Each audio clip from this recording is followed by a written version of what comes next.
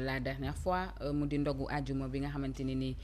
moom le président invité woon na ci maire yi ak député yi hier dans le speech toujours du premier ministre wax na ni moom d'accordul woon ci boobu la ndogu waaye bu insisté woon da doon mel ni dafay dox ci digganteem ak militants yi kàddu yooyu itam xëy na noo koy jàngee laata ngay ñëw ci njàngan bi dans sa généralité. oui Ousmane dafa bëgg a wax ne dafa cohérent rek li mu doon bañ démb ak bërki démb tey jii nii loolu lay bañ. juste que ça wan nit ñi ne il est cohérent dans sa démarche li mu doon parce que évidemment ñu bëri dañoo critiquer ne le fait que démb dañ ko bañoon tey jii nii ñu nangu ko def ko au niveau de la présidence or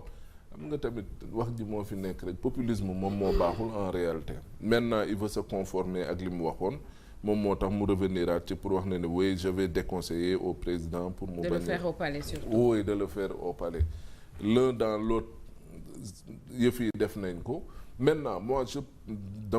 j'inscrirais plutôt génn Ousmane Sonko bi ci benn fait mu di ne li ñu dégg ne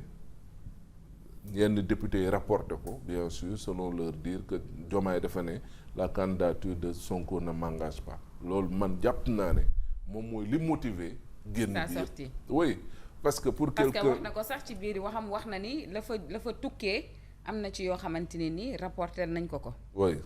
maintenant jàpp naa ne loolu noonu xaj na ne moom moo tax mu ne comme moom def na jàkkaarloo ak ce qu'on appelle les élus man dama koy gën a yaatal je vais parler aux militants de mon parti pour wax leen profito waale pour régler waale yenn compte yi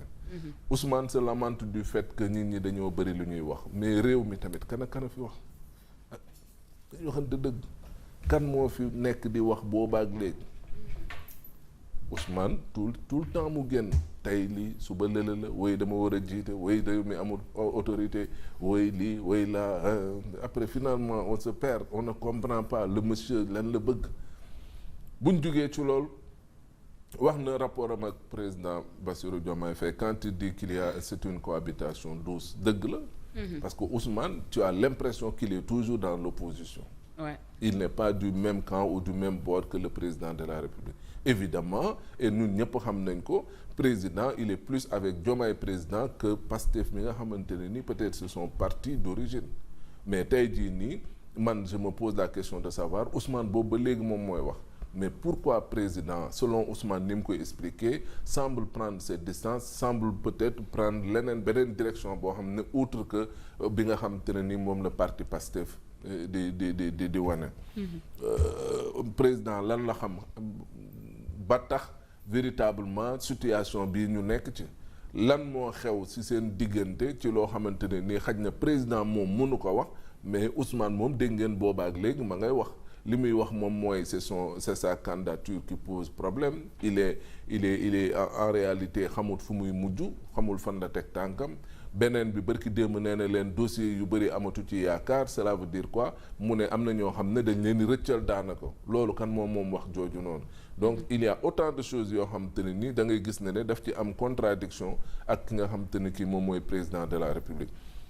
c'est vrai nit di nga ko sori naw ko mais nga jege ko tamit am yenn yooyu découvrir ci nit ki tamit oui je ne dis pas que c'est le cas encore une fois je précise mais dans le général oui mais je veux dire boo nekkee njiitu réew di nga xam ba xam loo bëggut a xam di nga xam ci nit ki sax lu mu xam oui loo xam ne bëggoo ko xam beneen bi mooy ci tey jii nii dans l'opérationnalité Ousmane en termes d'acte et tey ci boo xam ne un manager bi mu nekkee primature rek léegi qu'est-ce que lan la Ousmane def loo xamante ne ni véritablement di nga ne réew mi ngi ci bonne direction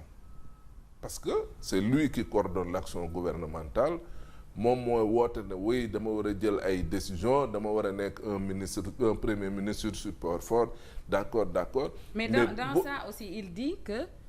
moom joxuñu ko pouvoir genre président joxu ko benn pouvoir et que pouvoir yi nga xamante ni moom la am nii c'est des pouvoirs qui lui sont conférés par la constitution ci constitution bi oui mais ce qui est paradoxal ci loolu mooy ci nguuru xëy na Bassirou Diomaye Diakhar Faye la ñu gisee ñu renforcer primature renforcement bu énorme ba mu créé woon tout un tollé ci information yi alors aujourd'hui s'il dit que limite il n'a aucun pouvoir venant de la présidence, que ces pouvoirs loolu daf ko légitime, dafay paradoxal aussi ci ñiy gis wala ñiy déglu. oui mais Ousmane lan la bëgg ñu joxaat mais loolu c'est un problème soxna si. Tu es premier ministre, tu coordonnes l'action gouvernementale yow yaa tabb say ministre pour la majorité peut-être 2 à 3 nga ciy mën a seppi ne Diomaye moo leen dugal le reste yëpp l'ossature c'est Ousmane. beneen bi les actions yu ñuy posé mais bu fekkee ne amul benn action boo xam ne bu concrète boo xam ne nit ñi mun nañ ci teg seen loxo ne réew mi ngi dem mais ma foi mais nit ñi le président est libre xam ne le monsieur kat il a des limites maintenant il faudrait que ma dem xooli leneen. parce que ku la may 2 ans pour nga mën a doxaloo tamit su boobaa dina ne kat il va se faire une religion sur ta personne dina ne kii mën na wala mënul maintenant bu fekkee mën na xayrul bu fekkee mënul nag le président il est obligé de prendre ses responsabilités est-ce que newul loolu noonu tamit le président dem ba xam ne le monsieur ci boppam nekkul koo xamante ne il a trop de carence par rapport ak sa communication yeneen ak yeneen communication yoo xam ne moom président ci boppam da koy heurter est-ce que newul loolu noonu yëpp la dajale pour ne man kat nit ki kat il faudrait que véritablement ma jël samay distance ak moom. Maintenant beneen bi moom mooy léegi il y a ce qu'on appelle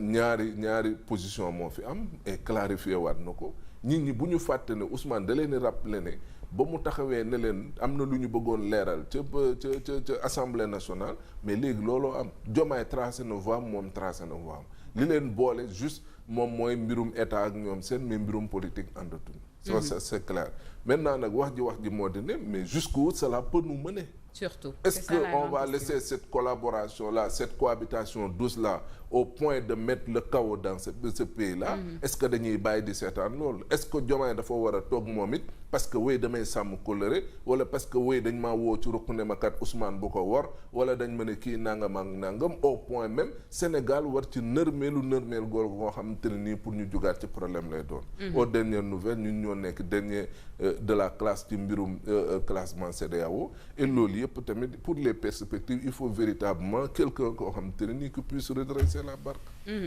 Feuz xaaral nuyu Ahmed balaa may ñëw ci yow monsieur Ndoye comment vas-tu? Tu es bien habillé ce matin. waaw Mauritanie la parce que xam nga daf may calmer boobu sama doom bàjjen bu waxee ba pare yenn saa yi damay tàng moo xoolee xool bu ma ne bu ma solee solu ku murit dinaa calme daal moo tax ma soloo nii tey maa ngi leen di nuyu yéen ñëpp di leen ziar. bu sajee nii rek nii bu soloo nii. denc na nii damay fàttali ne taalibe naa damay réglé. du ma àgg ak moom fenn fi waaw du ma àgg ak moom fenn waaw maa ngi leen di nuyu di leen ziar di kontaan ci waxtaan wi. di nuyu sénégalais yëpp di leen masawu coono. di nuyu waa diaspora bi danañu ñëwaat ci yow Fatima démb ba tey ci kàddu Ousmane Sonko njiital Pastef parce que moo doon wax démb dégg nañ ko mu ne s'il y a rupture le Pastef retournera